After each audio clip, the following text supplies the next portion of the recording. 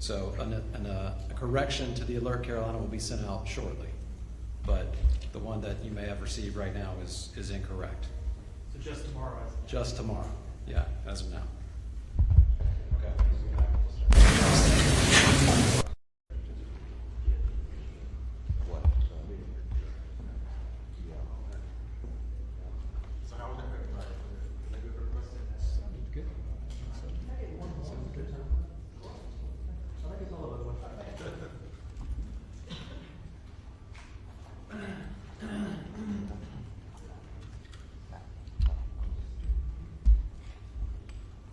Check 1 2, testing 1 2.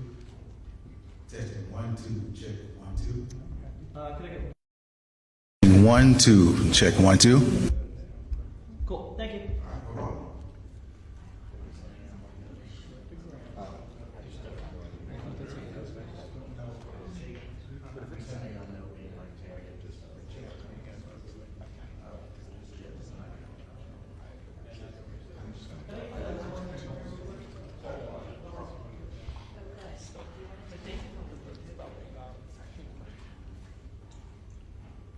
Check 1 2, testing 1 2. Check 1 2.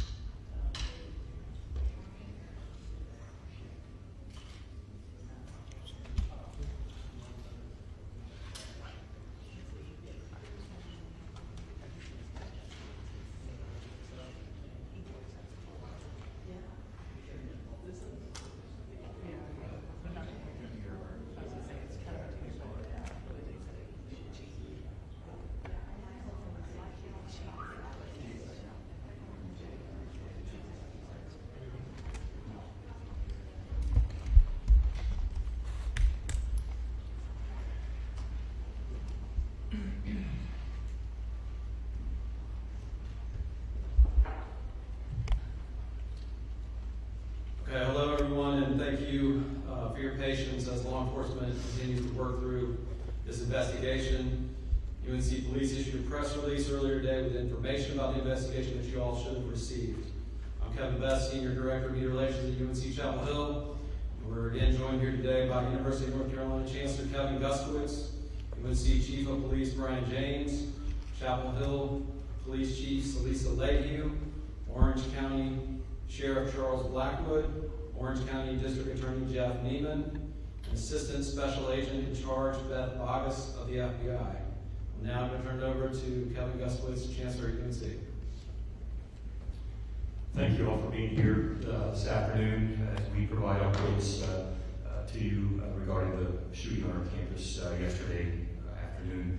Chief James will be providing additional details on the investigation, and I'm here just to share some additional updates. And as you well know, we shared with our campus community earlier today the tragic loss of Dr. Zhe Yang, who was killed yesterday in Caldwell Labs.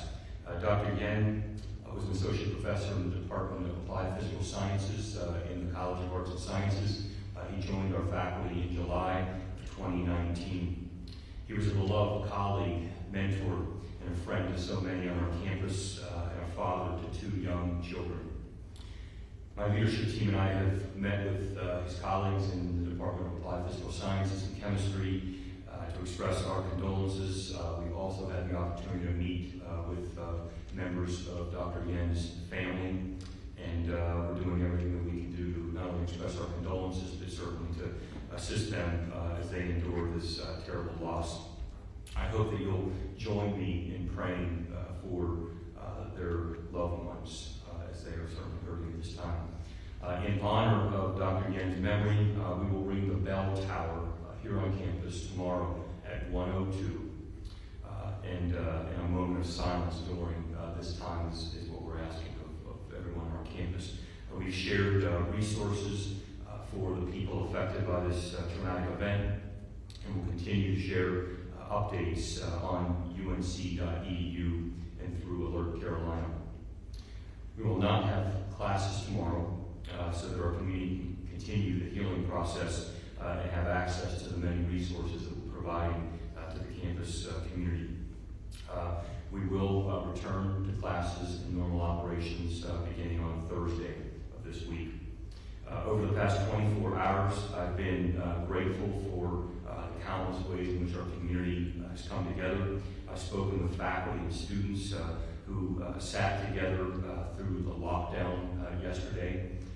And our Emergency Operations Center and the UNC Police have been working tirelessly throughout these past many hours to gather information and find answers as we continue this investigation.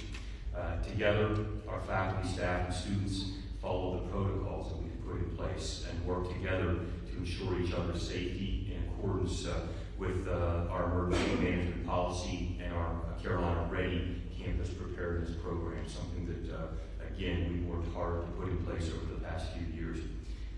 Finally, I just want to thank the many people who've reached out to us from around the world who have come together to support our faculty, our staff, and certainly our students. I especially want to thank the UNC system and our fellow UNC system schools for the ways in which they've reached out to message their support of our community. I want to thank our Board of Trustees and our Board of Governors for their steadfast support.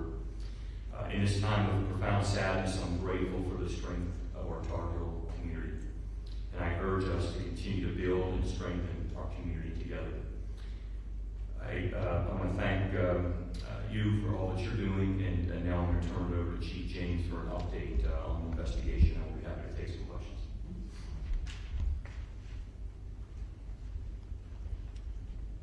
Thank you, Chancellor Gusowitz. I'm Brian James, Chief of Police for the UNC Police Department.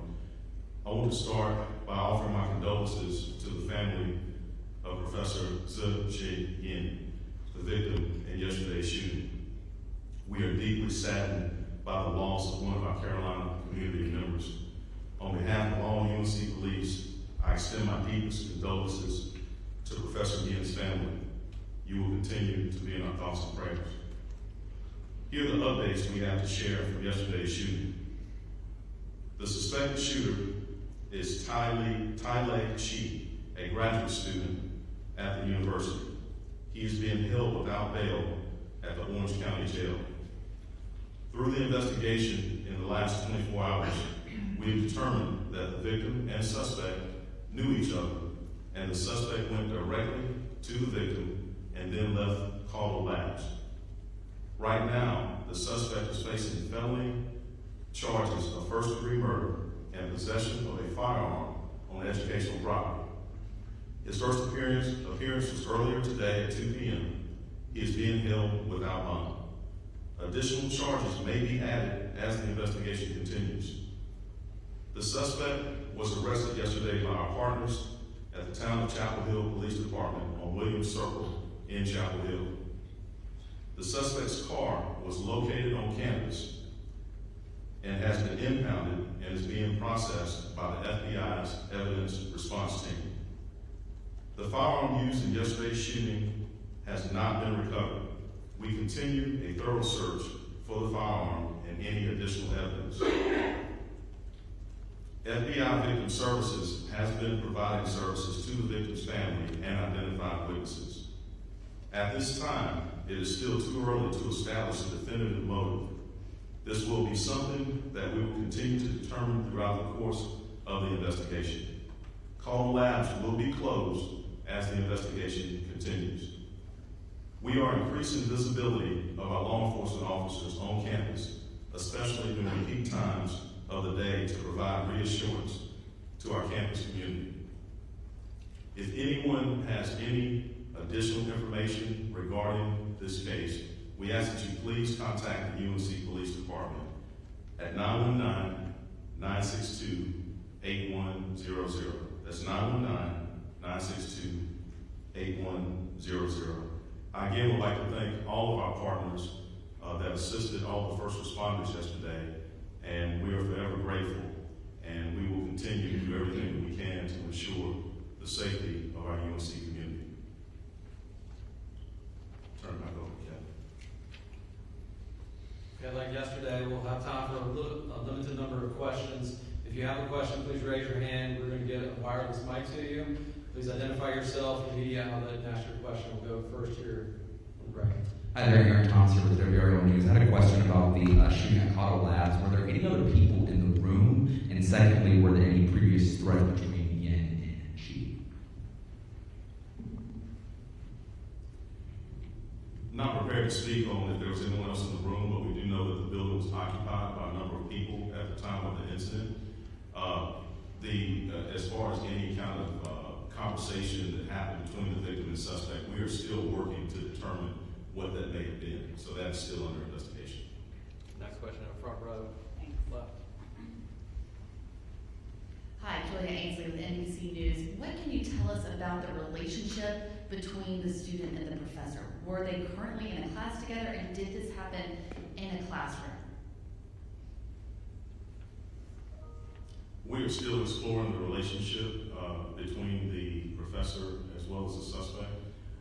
We cannot be specific at this point about where it happened. It is still under investigation. We still have that building secured as we are still looking at evidence as well as doing multiple searches. Second row left here. Thank you. Good afternoon. Mark Baird with Fox News. You mentioned that the FBI is assisting in the investigation. I'm just curious, is it because of him being a foreign national, or what was the reason that the FBI is involved? And in terms of motive, is there an indication of what you believe it may be? You're just not ready to say definitively, or is the suspect not cooperating with police at this point? For you, Chief. Yeah.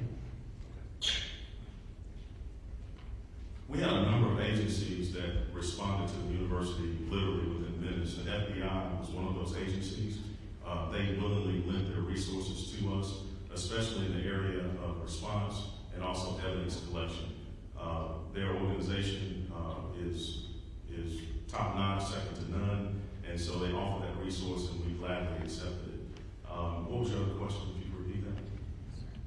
I'm just curious, was he cooperating at all when officers arrested him, in terms of, did he make any statements within that arrest? I know obviously the motive is still under investigation, but did he say anything that would indicate of what happened, or was he not cooperating at all with investigators? I can't speak to what the suspect said at this point.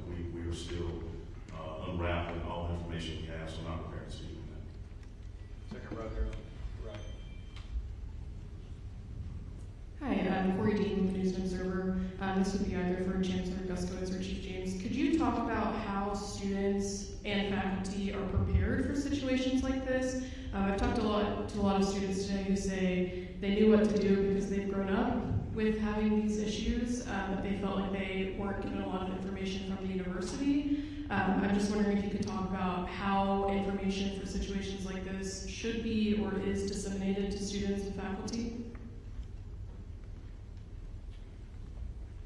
So, as I talked about yesterday, we talked about a bit in our campus message today, we pride ourselves on preparing our campus to be a safe environment every year. There's nothing more important than the safety and well-being of our students, faculty, staff, and visitors to our campus. We, over the past few years, have really put together a program around being prepared for these events. An emergency action preparedness plan. We have an active shooter protocol as part of that. We're part of the national Run, Hide, Fight program that is out there, which I make students aware of, faculty. Last year, we began a program by which all of our classrooms and auditoriums where classes are held, there's a QR code that's provided for faculty so that at the beginning of the semester they have access to know exactly what the protocol is for that particular site, and to share that with students. Our resident assistants play an important role in our many residence halls. We house over about 9,000 students on our campus, and they are prepared for these situations. So we do everything possible, but we also learn from other campuses and colleagues around the country that have had these tragic events, and we'll continue to learn from this event as well. Chief, you want to add to that? Just to reiterate some of the things that the Chancellor just discussed around the emergency action plan, another layer, and we discussed this briefly yesterday. We also do a lot of education on campus through our police department. Chancellor mentioned Run Not Fight. That is something that we teach throughout campus. We also do a number of security surveys where we go to specific buildings, and we do get a number of requests because the buildings are unique. I don't know that there are 2 buildings on this campus that are the same, so it's very important that each person that either works or takes classes in that building or lives in that building is aware of what to do in a situation like this. So we certainly try to push that information out as much as possible. I know that it's also included in much of the initial orientation information for our incoming students each year. And we also do our best to make sure that we continually push out that information so our already existing students stay familiar with the protocol in case we have a situation like this. All right, go to the third row. Red shirt here. Alex Perez with ABC News. This question is for you, Chief James. 2 questions. The first one being, did the suspect just walk out of the building after the shooting, and as the lockdown was happening, was he walking through campus? Do we know? We don't know his exact direct path of travel. We do believe that he exited the building shortly after the incident occurred. We don't know exactly if he may have gone to another part of the building and then left, but we do know that he exited the building very quickly. Our officers, our UNC police officers, got there very quickly and entered the building, entered call with the team within minutes. And we did not locate the suspect at that time, so we know that he must have exited that building very quickly right after the incident. And then secondly, the suspect had some questionable social media posts online. Are those posts part of the investigation, and if so, what are you looking for? We will look at every ounce of information available about the suspect. That may include social media posts, but certainly looking for any information out there that may have indicated what his intentions were and why he actually did it. Yeah, third row there, blue. Hi, Kelly Kendall, Carolina Lead. Chief James, this question is for you. You touched on students. I'm wondering about instructors. I've talked to several students who say that their professors also do not seem to know what to do. They left their doors open and or unlocked. And I'm wondering if teachers or instructors, professors, if they're specifically trained in this protocol. Yes, that information is disseminated to every faculty and staff member on campus. Individual situations, we certainly will look at those. There are certainly some lessons to be learned from this incident. Oftentimes when a critical incident occurs, people are reacting off of emotion. And sometimes, we do forget what to do. I'm not saying that happened, but sometimes that does happen. But we also need to ensure that we stay up to speed on what's going on. Chapel Hill, the town of Chapel Hill and the UNC community is an overall safe community with very low crime. But we also have to understand that we can't take that for granted, and we always have to be prepared in case we have a situation like this. So we will go back and look at anything that we could have done better, and we'll make sure that that doesn't ever repeat itself. And we'll also ensure, do our best to ensure that we never have another incident like this on campus. Thank you. Takes back right and fifth row. Elon Muhammad, CBS 17, just regarding the suspect being taken into custody, if you could elaborate if that location was his home. And I know you said you can't say what he did or didn't say, but would you say he cooperated during the process of being taken into custody, and were any electronics seized as well? He was taken into custody without incident, meaning that there was no force used. I cannot speak specifically to what evidence was seized at that time. And was that his home? I'm sorry? That's what I understand at this point, is that is where he resides. Yes. Over here on the left, second row. I just want to clarify a little bit on that point as well. I'm Alex, NBC News. You're saying, originally in your first statement, you said that he was taken into custody at the police department, and then you're saying that was he actually physically taken into custody at his apartment complex and then booked at the police department, or was he taken into custody? Did he willingly go to the police department? I'm a little confused on those details. I'm sorry, if I'm mistaken, I apologize. I don't recall saying he was taken into custody of the police department. He was taken into custody on Williams Circle. On Williams. Yes. Okay, down on the left here. Andy Fies, ABC News, for the chief. Two quick questions. One, I know that you haven't recovered the weapon yet, but is there any determination as to whether the weapon was legally acquired or not? That's question one. And question two is, on an open campus like this, is there consideration to prevention measures such as metal detectors in buildings, or any further sort of effort to block access to those carrying weapons? Yes, without the weapon in further context around the suspect, it is not possible at this time to determine whether or not it was obtained legally or illegally. As far as additional safety measures, again, we will look at this incident and we will see what we can do better. That could involve additional safety measures, but we're not prepared to say what those may be at this time. Okay, we've got time for about two more, and then we want the back right.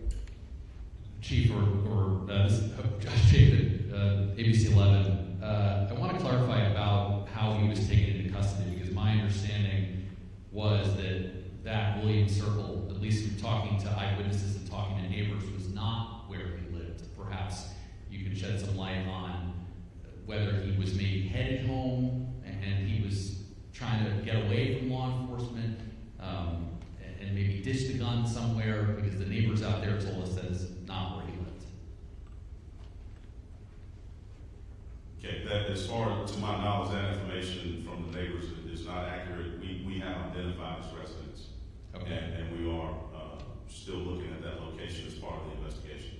And do you think, if this is asked maybe a little bit, but is there a better way to convey information to the student body, to your employees, to the staff around campus when something like this is going on? We enacted all of our protocols as far as communication. We broadcast the alert immediately. The call came in to 911 at 102. The sirens were activated at 104, and an Alert Carolina message went out. That goes out a number of ways, to include text message. In the immediate aftermath of an incident like this, it is very chaotic, and it is very difficult to disseminate what information is accurate and what's inaccurate. We were getting a lot of information initially. I think I mentioned yesterday, we had calls of additional shots fired, we had calls of additional victims, we had calls of additional suspects.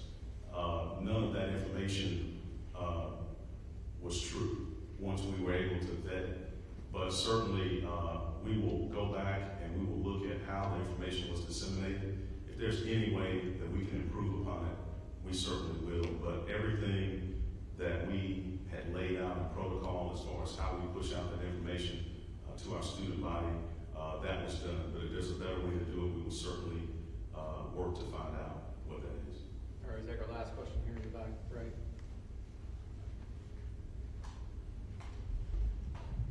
Nixon Norman with WFNY News 2. I know you said the car was impounded. Did he make his way back to Williams Circle on foot, or did he drive his way back there? And two, do you guys know how many shots were fired? One singular shot, or were there multiple?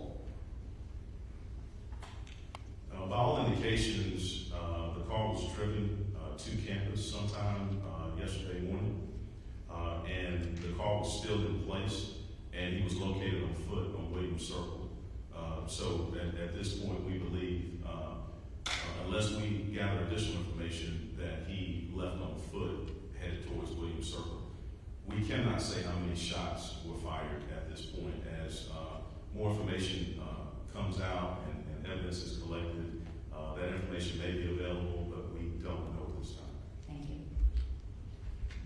thank you everyone. That's all the time we have for today. We'll be in touch with further updates as they become available, but thank you for attending today.